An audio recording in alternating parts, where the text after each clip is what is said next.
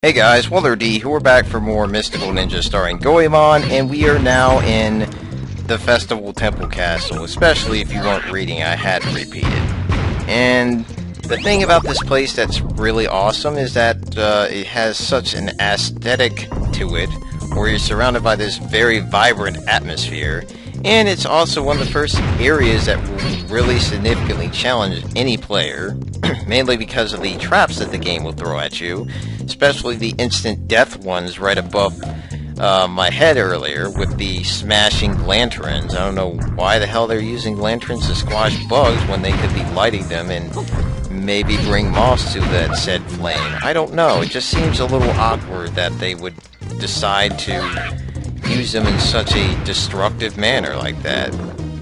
Anyway, the thing about this dungeon that makes it really tricky, besides the fact that apparently it will allow you to break laws of physics in some respects, is it's the fact that this place has a really intricate layout. For one thing, it's not so much on the vertical-based layout like, say, the past two dungeons or most dungeons in Zelda games, save for like the first ones.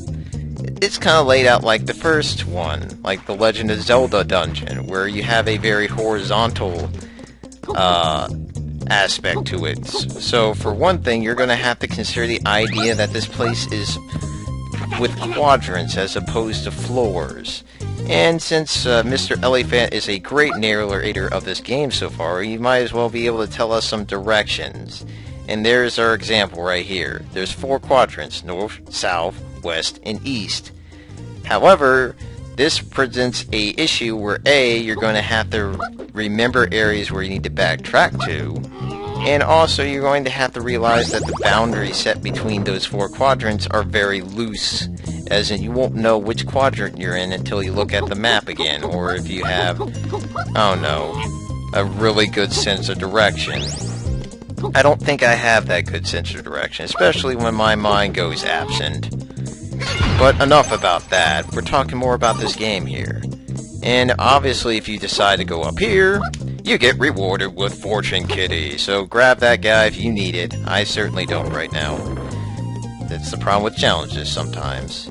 And these guys are the first big challenge that the game is going to likely throw at you. For one thing, these guys are really big douchebags. They will just hide in a certain spot usually, thanks to Konami's well-considered enemy placement, and they will strike when you get close enough, so they have an element of surprise, being very much a paradox in most standards. Because, for instance, I don't think samurai like to strike people in the back. But in this case, they're just sitting there with a soulless body and trying to do that bull crap to you here. So be careful with them. And of course, we got the nice little cute seesaws. You should know how these things work, where if you jump on one end and there's nobody on the other side's going to go up without any resistance. So you're going to have to kind of level it out by jumping along it, obviously.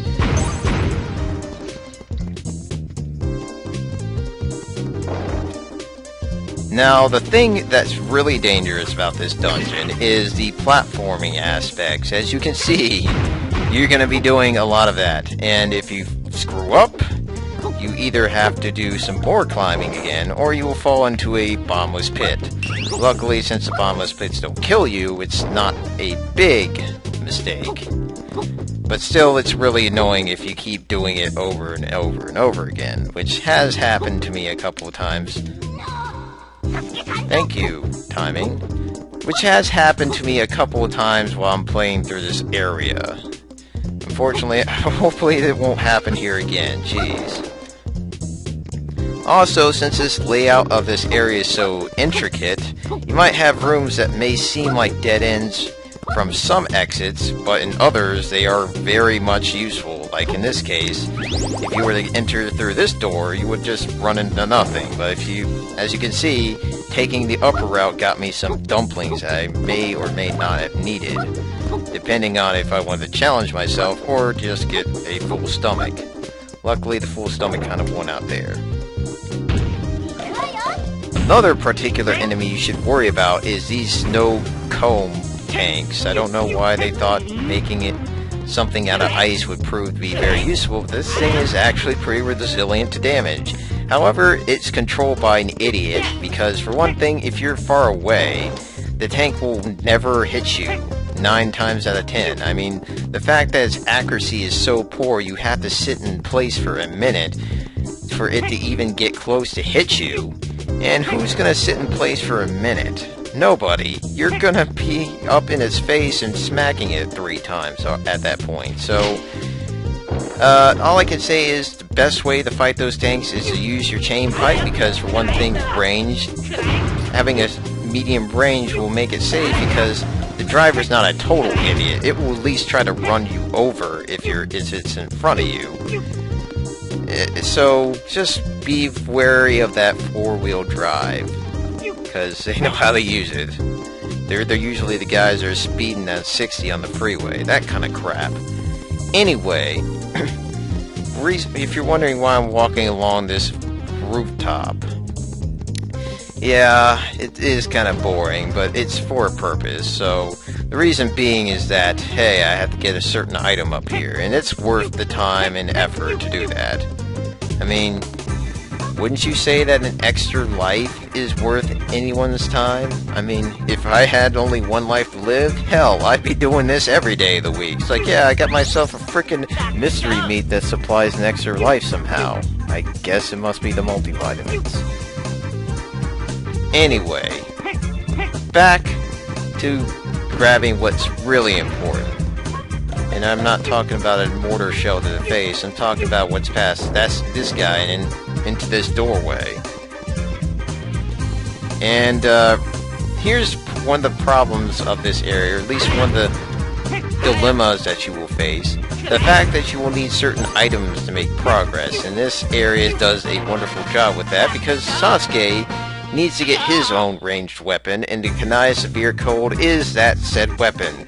It allows you to display the hitboxes of frozen enemies, or to cool down hot, burning floors that seem to be serving as platforms. So, and of course, if you also hold down B, you will shoot out a false advertising item known as the Instant Hail Beam, or Intense Hail Beam. It's more like 3 Kanai in 3 separate directions, so the game's kind of getting you excited over nothing. It's not intense hail that it's shooting out, it's just this. That's not really spectacular in terms of laser beam action. Kind of depressing, but I'll take it still, because 3 Kanai is not a bad thing to throw out. Now, the thing is that while it freezes some enemies, other enemies will just get stunned by it. Like, for instance, the really big guys.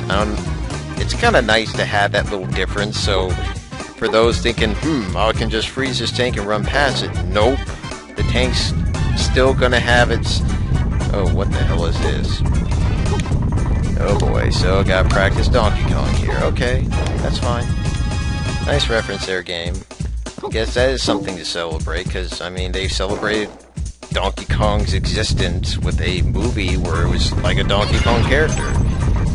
Anyways, we got this nice little Mr. Arrow, and he's gonna definitely tell us where the boss is, thank God, because I'm gonna definitely need his help, because usually boss being on the top floor isn't happening.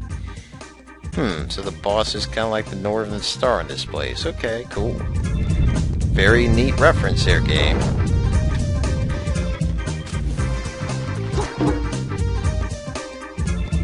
Now, as you're hearing, the music is definitely really getting catchy. Oh, crap, you guys. Whoa, okay, explosions? That's not a fun gift, game. You do not do that. Come on. Now, here's the hot floors that the game was talking about. These real red glowing platforms. The thing about them is that you can jump on them and actually still use them as platforms, but obviously you would be taking unnecessary damage. And now we got the Meat Saw Hammer, which will further increase and beat tomorrow's usefulness. However, this just happens to make any enemy that you smack it with into a dumpling. It's not guaranteed dumpling. It's more like, yeah, we'll just give you a better chance for it. So it's kind of lame if you just happen to not get what you were really yearning for. And the game is sometimes going to do just that. Kind of disappointing, honestly. Let's see if we can get it working. There we go. First time for everything, I guess. So that's pretty much the meat saw hammer, and I would highly suggest you get it just for the sake of completion, but it's not really that important. It's a totally unnecessary item for any kind of progress. Just think of it as like a special item or something. It's hard to really say what its purpose is. So now that we got the Crannies of severe cold, we can now head back to a certain area where we could technically explore, but that would have been a waste of time. So give me a quick moment. You guys should notice a change in the music, and this is an interesting part about this particular dungeon, and another reason why it's one of my favorites. This is the only dungeon that forces you to regress the music back to its original form when you first enter it, because since you have to backtrack through this dungeon, this is the only time where you're going to hit those trigger points where the game decides, hey, I guess I need to calm it down a bit, and then it's going to ramp back up again. So you technically are getting this experience of amped up music twice. Another thing that I just realized is that when you jump in the air and use the intense hail beam, you shoot the 3 kunai vertically as opposed to horizontally, so that's kind of a neat trick. And this spot can prove to be the point where you better be good at platforming, because Jesus Christ, you better not miss your mark here. Granted, falling in a bottomless pit is no Okay, what the hell just happened there? I could have sworn I did not touch anything but sky, but apparently I landed on that red flaming platform and fell to my death, in a sense. Weird-ass game sometimes, but once you're at this point, and the fact that you have to backtrack here, you have to do one of the more annoying parts of this area, and it's this room right here. See all those platforms in the airs? This is the reason why you need the Crannies of severe cold, because you are not getting through this room without it. This is the only time that's legitimately forced based on the conditions. Granted, you could probably get through this room with enough hearts in stock, but I don't think it's really worth it, honestly. I think you're better off getting the Crannies of severe cold, because what if you happen to take damage and then fall off? You have to redo this room again. Yeah, that's going to be really lame. So this is where I highly suggest, this is the only point where you literally will need it, because the game will be challenging you to the point where you cannot iteration through it, in a sense.